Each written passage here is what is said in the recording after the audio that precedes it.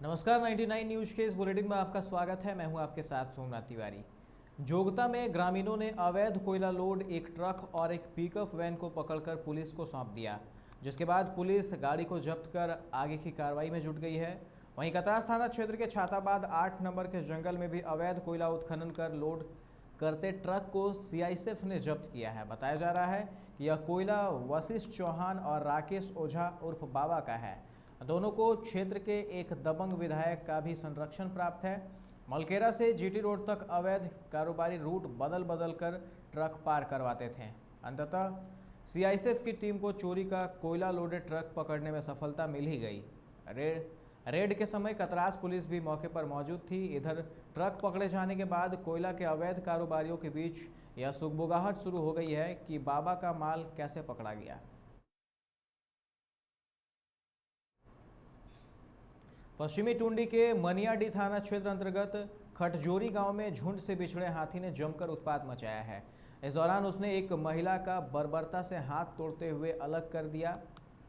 स्वजन आनंद फानन में उसे SNMMCH इलाज के लिए लेकर आए, जहां महिला की हालत स्थिर बताई जा रही है। बताया जाता है कि शनिवार की रात लगभग 10 बजे के आसपास झुंड से बिछड़ा एक हाथी खटजौरी गांव में आ धमका। इससे गांव में एकाएक देखकर भगदड़ मच गई। स्थानीय ग्रामीण एकजुटता का परिचय देते हुए मसाल जलाकर हाथी को भगाने का प्रयास कर रहे थे। इसी दौरान शौच के लिए गई हलाल मंडल की 59 वर्षीय पत्नी यशोदा देवी हाथी की चपेट में आ गई। हाथी ने उसके हाथ को सूंड से मोड़ते हुए अलग कर दिया, जिससे महिला बिलखते हुए बेहोश होकर गिर गई। स्वजन लगभग 2 घंटे बाद धनबाद इलाज के लिए ले गए, जहां उनका इलाज चल रहा है। हाथी मिला, इसको उठा के बिक दिया, हाथ टुकड़ा कर दिया।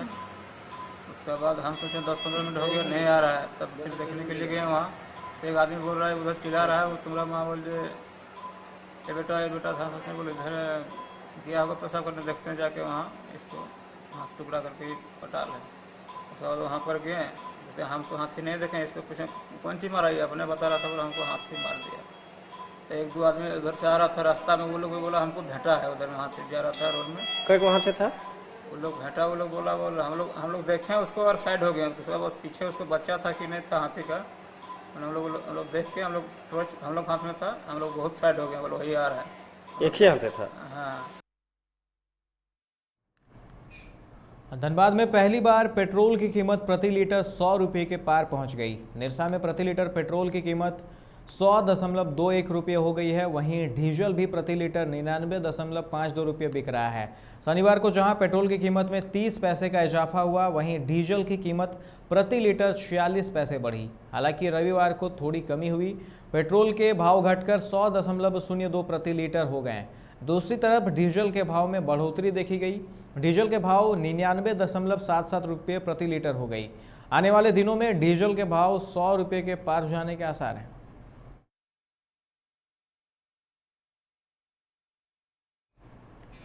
पेट्रोल की कीमतें 100 रुपये प्रति लीटर से पार होने के विरोध में कोयलांचल के युवाओं ने गांधीवाद तरीका अपनाते हुए शहर के रणधीर वर्मा चौक पर राहगीरों को लड्डू खिलाकर विरोध जताया।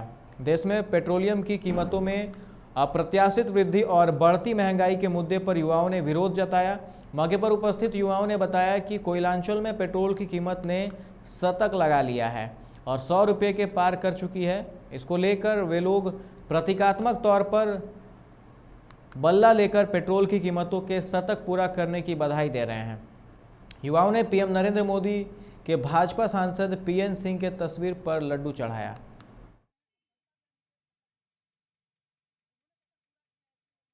आप सभी जानते होंगे कि धनबाद में भी 100 का शतक पार कर चुका है पेट्रोल। उसी को लेकर के आज हम लोग यहाँ पे मौजूद हैं। बल्ले उल्ले हमारे पूरी टीम आई हुई है और ये विरोध है सरकार के लिए। एक हम लोग आईना दिखाने का काम कर रहे हैं। सरकार यथाशक्ति उस पर ध्यान दे, अन्यथा हम लोग मजबूरी बस हम लोग लड्डू बांट रहे हैं हाथ में बल। आज हम लोग जिस तरह से अगर सरकार ऐसा समझ रही है कि शतक पूरा होने से खुशी का माहौल है, तो बिल्कुल हम लोग उसी को विरोध स्वरूप आज हम लोग उसको उत्सव मना रहे हैं। शतक पूरा होने पर उत्सव मना रहे हैं। धनबाद के सरायढेला में शहीद मनिंद्र नाथ मंडल का आज 27वां शहादत दिवस मनाया गया, जिसमें झारखंड के पूर्व मंत्री मदन माली, निरसा के पूर्व विधायक अरूप चटर्जी, कांग्रेस के प्रदेश अध्यक्ष जलेश्वर महतो, जेएमएम के जिला अध्यक्ष रमेश टुडू, वियाडा के पूर्व अध्यक्ष विजय झा समेत सैकड़ों लोग उपस्थित हैं। सभी ने शहीद मनिंद्र नाथ मंडल की प्रतिमा पर माल्यार्पण कर श्रद्धांजलि दी। एक छोटा सा प्रयास हम लोगों ने किया है ट्रस्ट के माध्यम से। आज मंडल जी का जो है आज ही शहीद हुआ थे और उसका हर साल की तरह हम लोग तिथि बनाते हैं। और देखिए दुर्भाग्य है कि साहब जो है माफियाओं का गढ़ है यहाँ, और उनके शहीद होने के बाद भी हम लोग कुछ ऐसा कार्रवाई नहीं कर सके, क्योंकि उसका खुद ही कत्ल हो गया। जो आदमी मारा था उसका खुद ही कत्ल हो गया। 22वां मनिंद्र मंडल के 22वां आज शहादत दिवस पर हम सब उपस्थित हैं। प्रत्येक वर्ष की भांति इस बार भी उन्हें श्रद्धा सुमन अर्पित करने आए हैं। और इनकी खासियत ये थी कि ये दबे कुचले लोगों की आवाज़ थे। इस क्षेत्र में जो भी अगर कोई शोषण होता था उसके खिलाफ वो खड़े होते थे और वो लड़ते थे उसके हक के लिए। और इसीलिए मैं उनकी कदर करता हूँ, क्योंकि आज भी शोषण और जुल्म जारी है, लेकिन शोषण और जुल्म के खिलाफ आवाज़ जो होनी चाहिए तो वह आवाज़ कमज़ोर हो गई है। देश भर में कोयला की कमी को लेकर मचे हाहाकार के बीच बीसीसीएल के लिए राहत भरी खबर आई है। बीसीसीएल को कोयला खदान के लिए अतिरिक्त भूमि देने की कवायद जिला प्रशासन ने शुरू कर दी है। इसके लिए धनबाद अंचल में 123 एकड़ जमीन की पहचान कर ली गई है। यह अतिरिक्त भूमि वन विभाग की है, जो बेरा कोलियरी को और विस्तार देने के लिए दी जाएगी। गौरतलब है कि बीसीसीएल प्रबंधन ने जिला प्रशासन से कोलियरी विस्तार की अतिरिक्त जमीन की मांग पिछले कुछ साल से करती आ रही है। अब जाकर जिला प्रशासन ने उस मांग पर काम शुरू किया है। आईआईटी धनबाद सहित अन्य तकनीकी संस्थानों में दाखिले की प्रक्रिया शनिवार से शुरू हो गई है। कोविड-19 के कारण इस बार भी सभी प्रक्रियाएं ऑनलाइन ही होंगी। फिजिकल वेरिफिकेशन कोविड की स्थिति को देखते हुए किया जाएगा। आईआईटी आईएसएम में सीट अलॉटमेंट और चॉइस फिलिंग शुरू हो जाएगा। इस सत्र बीटेक में 1125 सीटों पर दाखिला होगा। इसके अलावा इस बार संस्थान में बीटेक में 10% विदेशी छात्रों के लिए सीटें बढ़ाई गई हैं। इस वर्ष लड़कियों के लिए सुपर न्यूमरेरी कोटा समाप्त कर दिया है। इसके बाद भी लड़कियों के लिए लड़कों के मुकाबले 20% सीट आरक्षित रहेगा। ईडब्ल्यूएस श्रेणी के छात्रों के लिए 10% सीट आरक्षित होगी। छात्राओं के लिए 118 और ईडब्ल्यूएस के लिए 107 सीटें होंगी। आसनसोल उत्तर थाना अंतर्गत बाराबनी के बावरीपाड़ा में दामाद पर ससुराल में अपने 2 सालों की हत्या का आरोप लगाकर ग्रामीणों ने उसकी जमकर पिटाई कर दी, जिसकी सूचना पाकर भारी संख्या में पुलिस गांव पहुंची और आरोपी को ले जाकर जिला अस्पताल में भर्ती कराया। मृतकों की पहचान बुधन बावरी और अशोक बावरी के रूप में हुई है। बावरीपाड़ा में आज सुबह खेत से बुधन बावरी और अशोक बावरी का शव मिला है, जिसकी हत्या का आरोप हारू बावरी, जो बावरीपाड़ा स्थित अपनी ससुराल आया हुआ था, उस पर लग रहा है। बताया जा रहा है कि शनिवार देर रात आरोपी हारू बावरी ने अपने दोनों सालों की हत्या को अंजाम दिया था। आरोपी के पत्नी ने बताया कि हारू बावरी ने ही दोनों की गमछे से बांधकर और पानी में डुबाकर हत्या कर दी।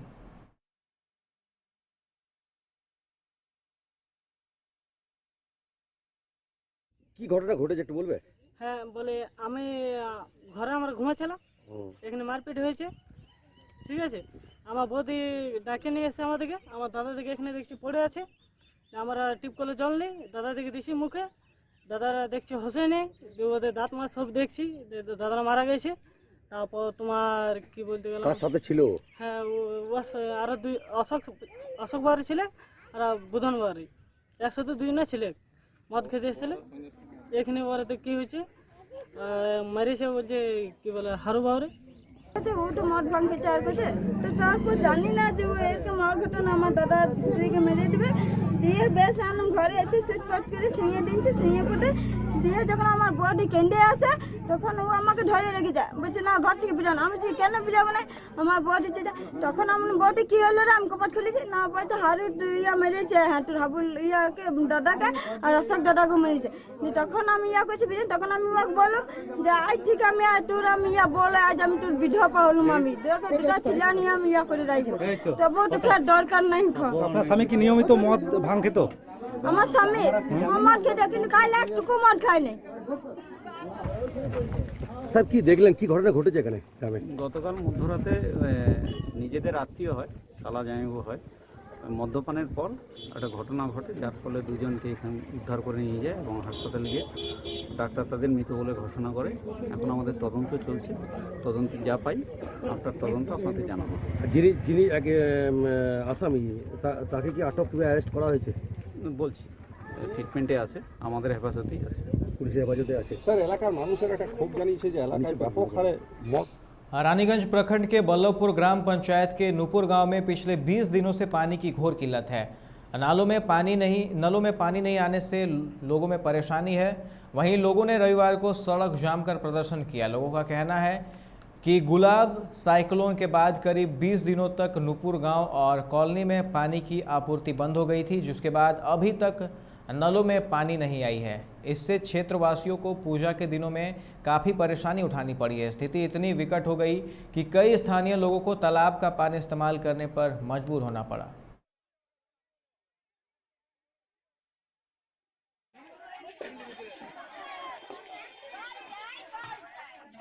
আমাদের এখানে সব বিধায়করা এমপি এমএলএ সায়নী ঘোষ সব এলো কিনা ভোট দাও ভোট দাও, তখন জোরহাত করে ভোট চাইতে আসছে।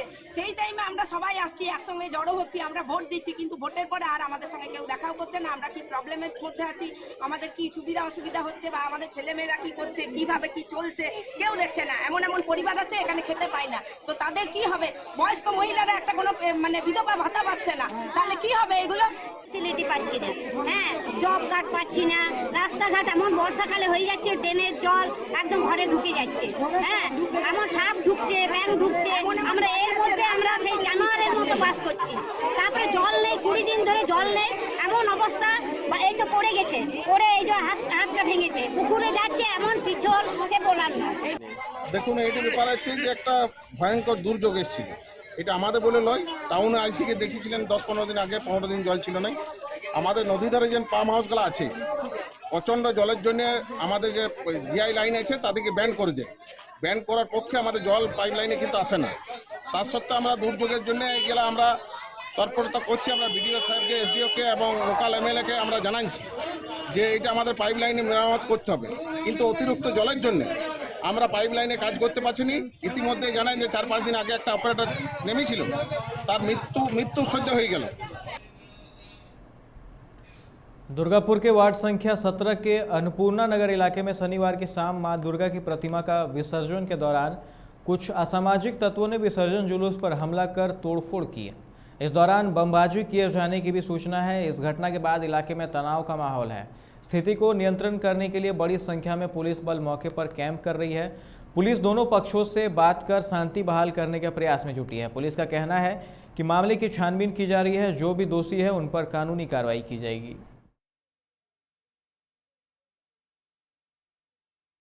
স্যার জুনিয়র ছেলেগুলো স্যার মন্দিরে বসেছিলাম, দিয়ে আকরাম নামের ছেলে এসছে, দিয়ে ও মদ খেয়েছিল।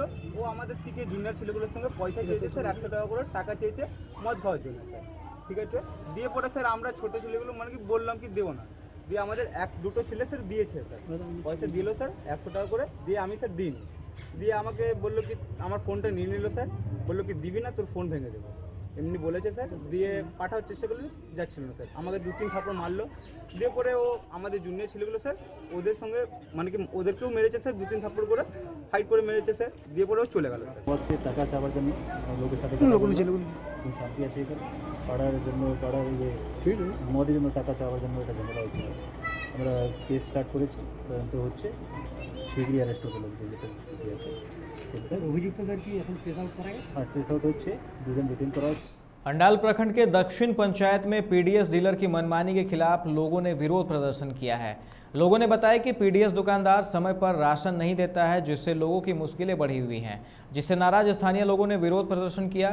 वहीं डीलर मुखर्जी ने कहा कि पूजा का बाजार है, हमारे पास आदमी की कमी है। इसके अलावा सरकार के द्वारा कोई संसाधन हम लोगों को नहीं दिया गया है, ना ही कोई लिखित निर्देश दी गई है, तो हम लोग कैसे राशन दें। इसकी जानकारी हम लोगों ने अंडाल प्रखंड के वीडियो को दी है। আমার কাছে খবর আছে যে ওনাকে 17 তারিখ থেকে দুয়ারে সরকারের নির্দেশ আছে, এর আগেও আমাদের গ্রামে দিয়েছে। তো আমি এসে জিজ্ঞেস করলাম যে আপনি দুয়ারে সরকার রেশন দিবেন না কেন? প্রথমে বলছে আমি দেবো না, তোমরা যা পারো করে নাও। আমরা এই কথাটা আপনার ঠিক নেই, আপনি দিতে পারবেন না, আপনি লিখিত জানান উপর লেভেলকে টাইম নেন, আপনার কাছে লোকজন নেই, আপনি 1 মাস টাইম নেন যে ভাই 1 মাস পরে দেবো, এটা বলা ওটা উচিত। কিন্তু আমি যখন এসে চেঞ্জ করি আমি সরকারের কথা মানি না, আমি ইউনিয়নের কথা মানি। এই কথাটা কে বললো? এই কথাটা ডিলার মহাদেব মুখার্জি বলছে। আমার সাথে যারা গ্রাহক তারা ছিলেন পিছনে, তাদেরকেও জিজ্ঞেস করতে পারেন। ওনার এই কথা শুনে আমাদের যারা কাস্টমার ছিলেন তারা বললো না কেন দেবে না। দিদি সরকার যখন একটা নির্দেশ দিয়েছে, আমার বাড়িতে আমি কোনো পুরুষ নেই, আমার বুড়ো মা মহিলা আছে, তিনি যদি দুয়ারে যায় রেশনটা তিনি দুয়ারে নিতে পারবেন, এখানে আসতে পারবেন। কে বলছে দুয়ারে সরকারের কথা শোনার ব্যাপারটা? পাবলিক বলছি আমার দোকান খোলা রাখতেই হবে, দোকান খোলা রাখতে পাবলিক এলে আমাকে মাল দিতেই হবে।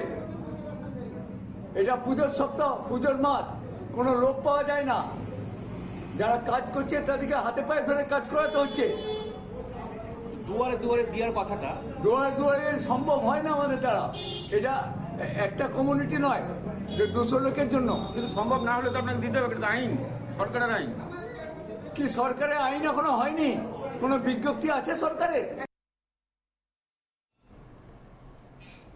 आज रानीगंज के अंजुमन हॉल में एक कार्यक्रम का आयोजन किया गया, जहां टीडीबी कॉलेज के उर्दू विभाग की असिस्टेंट प्रोफेसर और आसनसोल नगर निगम के उर्दू एकेडमी की चेयरपर्सन साबरा हिना खातून की एक किताब इजहार उल इस्लाम हयात अफरान का विमोचन किया गया। कार्यक्रम के दौरान आमंत्रित अतिथियों का स्वागत किया गया, साथ ही उनको स्मारक चिन्ह देकर सम्मानित किया गया।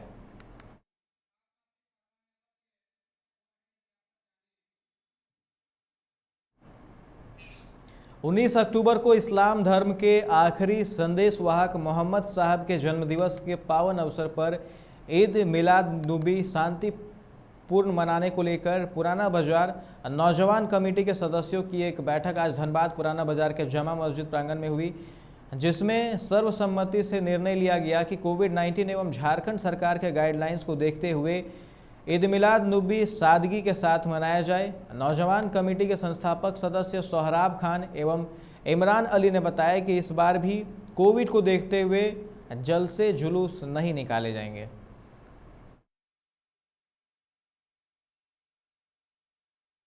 नौजवान कमेटी पुराना बाजार के संस्थापक सदस्यों एवं सक्रिय सदस्यों की एक अहम बैठक हुई, जो आगामी 19 तारीख को इस्लाम धर्म के आखिरी संदेशवाहक मोहम्मद साहब का जन्मदिन है, यौम पैदाइश है, उनकी आमद का दिन है।